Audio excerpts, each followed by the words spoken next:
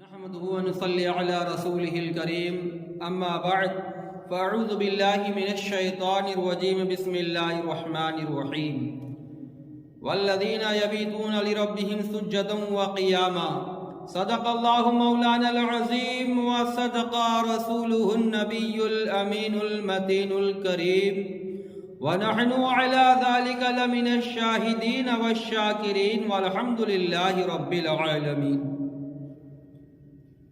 آئیے ہم اور آپ مل کر نہایت ہی ادب و احترام کے ساتھ گنبد خضرا میں آرام فرمانے والے آقا و داتا جناب احمد مصطفیٰ محمد مصطفیٰ صلی اللہ تعالی علیہ وسلم کی بارگاہ عالیہ میں جھوم جھوم کے درود پاک پڑھیں۔ اللہم صلی علی سیدنا مولانا محمد مبارک وسلم صلاۃ و سلام علیک یا رسول اللہ صلی اللہ تعالی علیہ وسلم۔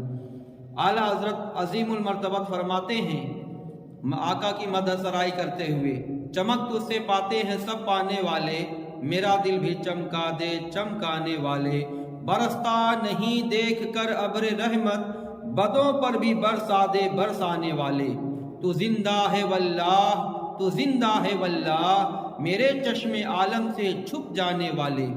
خطبہ مسنہ کے بعد قرآن مجید فرقان حمید کی جو آیت مبارکہ تلاوت کرنے کا شرف حاصل کیا، اللہ تبارک و تعالی نے قرآن مجید میں ارشاد فرمایا والذین یبیتون لربہم سجدا وقیاما، اور وہ لوگ جو راتیں گزار دیتے ہیں قیام اور سجدے میں۔ اب آئیے اسی کی تشریح و توضیح کچھ حدیث پاک اور کچھ بزرگوں کے واقعات، صحابہ اکرام کے واقعات سے آپ کے گوشے گزار کرتا ہوں۔ اللہ کے رسول صلی اللہ تعالی علیہ وسلم کی صاحبزادی حضرت فاطمہ الزہرا رضی اللہ تعالی عنہا اپنے بچوں کو کھلا پلا کر سلا کر بستر پر اور باوضو ہو کر مصلی بچھا کر اللہ کی بارگاہ میں سجدہ ریز ہو جاتی، اور جب نماز پڑھنے کھڑی ہوتی تو ان کی قرات، ان کی قیام اس قدر طویل ہوتے تھے کہ حدیث پاک میں آیا ہے کہ حضرت فاطمہ الزہرا رضی اللہ تعالی عنہا فرماتی ہیں، عرض کرتی ہیں پاک پروردگار عالم تو ایک ایسی رات بنا جس سے تیری بندی دل کھول کر رات عبادت کر سکے۔ اے اللہ تو نے کیسی چھوٹی رات بنائی کہ تیری بندی دل کھول کر عبادت نہ کر سکے۔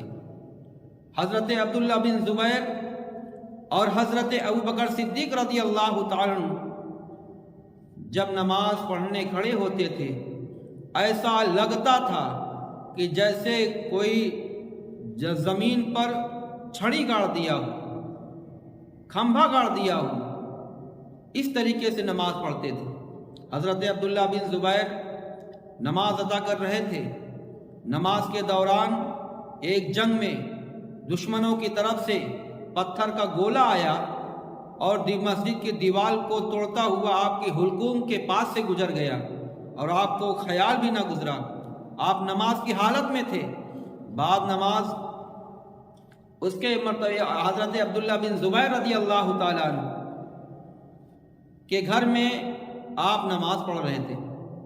عبداللہ بن زبیر جب نماز کی حالت میں تھے تو آپ کی شریک حیات اپنے بچے کو سلائی ہوئی تھی، چھت پر سے ایک سانپ گرا اور بچے سے لپٹ گیا۔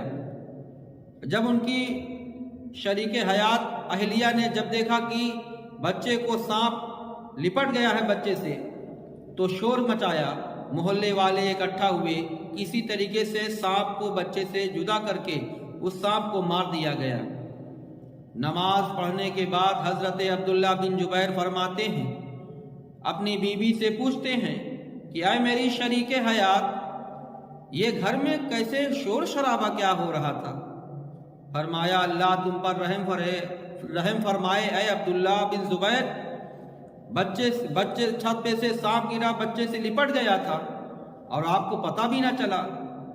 تو کہا کہ اے شریک حیات، اے میری پیاری بیوی، میں اللہ کی عبادت کے لیے کھڑا تھا، میں اللہ کی عبادت کر رہا تھا، تو میرا توجہ، میری دھیان دوسرے کی طرف کیسے جائے؟ اسی طریقے سے کوئی شخص نماز پڑھ رہے تھے اور ایک مجنو ان کے نماز کے سامنے سے نکل گیا، گزر گیا۔ وہ نمازی نماز توڑ کر اس مجنو کو 2-3 ہاتھ رسید کر دیا، 2-3 تماچا مار دیا اور کہا تمہیں دکھائی نہیں دیا کہ میں نماز ادا کر رہا تھا؟ کہا کہ ہاں ہم سے غلطی ہوئی۔ میں تو کہا تم سے کیسے غلطی ہوئی؟ کہا میں دنیا کی ایک عورت کے عشق میں گرفتار ہوں، اس کا خیال میرے دل و دماغ پر چھایا تھا، میں اسی کے فکر میں تھا، اسی کے عشق میں ڈوبا ہوا تھا اور میں توجہ نہ دے سکا، گزر گیا۔ مگر اے نمازی یہ بتا، تو اللہ کی بارگاہ میں کھڑا تھا، اللہ سے راز و نیاز کی بات کرتا ہے نمازی، اور تیرا ذہن، تیرا خیال، تیرے خیال میں کیسے آ گیا؟ وہ بھی کوئی نماز ہے؟ تو نماز پڑھتا ہے، اللہ کی بارگاہ میں کھڑا ہے اور توجہ میری طرف، غیر کی طرف۔ تو وہ نمازی شرمندہ ہوا۔ آئیے میں آپ کو 2 ولیوں کا واقعہ سناتا ہوں۔ خشوع خضوع کے ساتھ، دل جمعی کے ساتھ نماز پڑھنا چاہیے۔ اس سے قبل وارث پاک علیہ رحمت و رضوان، جن کی مجاز شریف دیوا شریف میں ہے، بارہ بنکی میں، آپ کی بارگاہ میں ایک مرید نے کہا حضور جب نماز پڑھنے کھڑے ہوتے ہیں تو تمام طرح کے برے خیالات، وسوسہ پیدا ہوتا ہے، تو حضرت جب دل و دماغ درست ہو جائے تب میں نماز نہ ادا کروں؟ آپ نے فرمایا کہ اگر کھانا کھاتے سمے مکھی گر جائے تو کیا کھانا چھوڑ دو گے؟ کہا کہ نہیں حضور، مکھی کو نکال کر کھانا کھائیں گے۔ تو آپ نے فرمایا کہ اسی طریقے سے تمہارے دل و دماغ میں برے خیالات، وسوسہ پیدا ہوتے رہے نماز کے وقت، نماز کے دوران، تو ان خیالات کو دور کرتے رہو اور نماز پڑھتے رہو۔ اگر پورے عمر میں تمہارا ایک بھی سجدہ قبول ہو گیا تو نجات کا ذریعہ بن جائے گا۔ سبحان اللہ۔ اسی طریقے سے امام حامد غزالی، محمد غزالی کا واقعہ ہے۔ یہ اپنے پائے کے وقت کے عالم اور پائے کے جید ولی ہیں۔ امام غزالی علیہ رحمت رضوان اپنے محلے کے امام تھے، نماز ادا کرتے تھے۔ ایک مرتبہ ان کے بھائی حامد غزالی آپ کے پیچھے نماز ادا نہیں کرتے تھے، تو مقتدیوں میں چیما گوئی ہونا شروع ہوئی کہ ان کا بھائی ان کے پیچھے نماز ادا نہیں کرتا۔ تو حامد غزالی کی یہ حرکت امام محمد غزالی کو بہت ٹھیس پہنچی دل کو۔ انہوں نے کہا اے والدہ محترمہ، میرا بھائی حامد غزالی میرے پیچھے نماز نہیں ادا کرتا اور میرے مقتدی آپس میں چیما گوئیاں شروع کر دیے۔ تو اپنے بھائی کو بلایا تو ان کی والدہ نے کہا اے حامد، تو اپنے بھائی غزالی کے پیچھے نماز کیوں نہیں ادا کرتا؟ لوگ طرح طرح کی باتیں بناتے ہیں۔ تو کہا ٹھیک ہے والدہ محترم، آج سے میں اپنے بھائی کے پیچھے نماز ادا کروں گا۔ تو جب نماز کا وقت ہوا، جماعت کھڑی ہوئی، تو حامد غزالی اپنے بھائی محمد غزالی کے پیچھے نماز کے لیے نیت باندھ لیا اور 2 رکعت پڑھے۔ تیسری رکعت میں نیت توڑ کر وہ چلے گئے۔ تب اور نمازیوں میں بھی کہا سنی ہونے لگی، چیما گوئی ہونا شروع ہو گئی۔ تو حامد غزالی کی یہ حرکت محمد غزالی رحمت رضوان اپنی والدہ سے بتاتے ہیں کہ اماں، اس سے پہلے تو بہتر تھا کہ بھائی میرے پیچھے نماز نہیں ادا کرتا تھا، مگر آج بھائی جان نے جو وہ کام کیا ہے کہ نماز کی نیت باندھ کر 2 رکعت نماز ادا کی اور نیت توڑ کر وہ مسجد سے چلے آئے، جس سے میرے نمازیوں میں اور کہا سنی چیما گوئیاں ہونے شروع ہو گئی۔ تو اپنے حامد غزالی سے، چھوٹے بیٹے سے پوچھا حامد غزالی، تو اپنے بھائی کے پیچھے نماز پڑھ رہے گئے تھے، پھر نماز نیت توڑ کر کیوں چلے آئے؟ تو نے کہا والدہ محترمہ، جب تک یہ اللہ کے لیے نماز ادا کر رہے تھے تب تک ہم ان کے پیچھے نماز ادا کر رہے تھے، مگر جب انہوں نے رکوع میں گئے اور طلاق کے مسئلے میں غور و فکر کرنے لگے تو میں نیت توڑ کر چلا آیا، میں نماز اللہ کے لیے ادا کرنے گیا تھا، طلاق کے مسئلے میں غور و فکر کرنے نہیں گیا تھا۔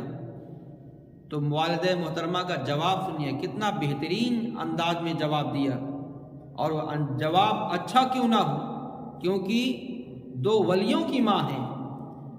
تو ان کی والدہ محترمہ نے فرمایا کہ اے حامد غزالی، جو جرم تمہارے بھائی امام محمد غزالی نے کیا وہی جرم تم نے بھی کیا۔ وہ کیسے؟ کہا وہ یہ کہ وہ نماز کے پڑھ رہے تھے اور نماز کے دوران رکوع میں وہ طلاق کے مسئلے میں غور و فکر کرنے لگے۔ مگر اے حامد غزالی، تو اللہ کے لیے نماز ادا کرنے گیا تھا، تو نماز تیرا خیال اللہ کی طرف سے ہٹ کر اپنے بھائی کے دل پر تیرا خیال کیسے گیا؟ تو وہ شرمندہ ہوئے۔ یہ ہے ولیوں کی واقعات، خشوع خضوع کس طرح سے نماز ادا کرنا چاہیے۔ درود پاک پڑھیں، اللہم صلی علی سیدنا مولانا محمد وبارک وسلم، صلاۃ و سلام علیک یا رسول اللہ صلی اللہ تعالی علیہ وسلم۔ اس طریقے سے بزرگان دین نے کس طریقے سے نماز ادا کی ہے۔ امام اعظم ابو حنیفہ رحمت اللہ تعالی علیہ تابعی ہیں۔ آپ کے زمانے میں ایک شخص آیا اور اس نے کہا، حضور ہم کہیں خزانہ رکھے ہوئے گاڑے ہوئے تھے اور بھول گئے۔ مسئلہ وہی، والذین یبیتون لربہم سجدا وقیاما، کہ وہ لوگ جو راتیں گزار دیتے ہیں قیام کی حالت اور سجدہ کرتے ہوئے۔ تو امام اعظم ابو حنیفہ سے اس نے سوال کیا کہ حضور میں خزانہ کہیں گاڑا تھا اور میں بھول گیا۔ امام اعظم ابو حنیفہ نے فرمایا، ٹھیک، جاؤ 100 رکعت نماز ادا کرو، تمہارا خزانہ مل جائے گا۔ اب وہ شخص گیا، دولت کے چکر میں مرتا نہ کیا کرتا، نماز وضو بنایا، نماز کے لیے کھڑا ہو گیا نیت باندھ کر، 4 رکعت ادا کیا تھا اور اس کو خیال آ گیا، اور جب خیال آیا تو نماز مکمل کر کے پڑوا اٹھا کر وہ زمین کھودنے لگا، اس کا مال خزانہ مل گیا۔ دوسرے دن امام اعظم ابو حنیفہ سے ملاقات ہوئی تو فرمایا، کیوں تمہارا خزانہ مل گیا؟ تو اس نے کہا، حضور 4 ہی رکعت میں مل گئی۔ تو کہا، اگر تم 100 رکعت پڑھتے تو تمہارا مال بھی مل جاتا اور تم اللہ کے برگزیدہ بندے اور مقبول بندے اور ولی ہو جاتے۔ تو والذین یبیتون لربہم سجدا وقیاما، اعلیٰ حضرت فرماتے ہیں، تجھے جانا تجھے مانا نہ رکھا غیر سے کام، للہ الحمد میں دنیا سے مسلمان گیا۔